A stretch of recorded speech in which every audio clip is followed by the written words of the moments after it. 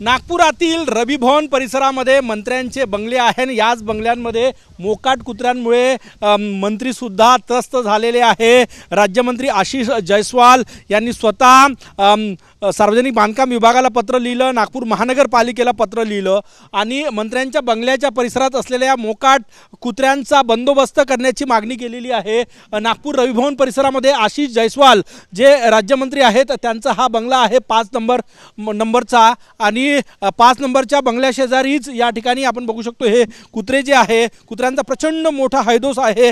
नागपूरमध्ये मोकाट कुत्र्यांच्या त्रासामुळे जे आहे ते हायकोर्टानेही त्याची टिप्पणी केलेली आहे आणि बंदोबस्त करण्याबाबत सूचना ज्या आहेत त्या दिलेल्या आहेत।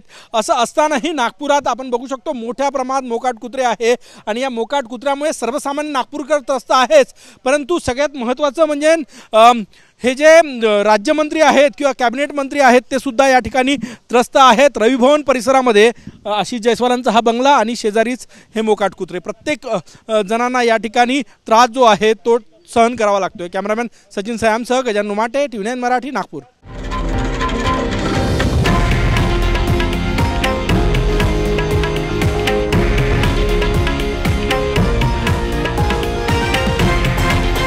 हे आहे देशातील नंबर 1 न्यूज नेटवर्क आणि आपण पाहत आहात TV9 मराठी, एकमेव।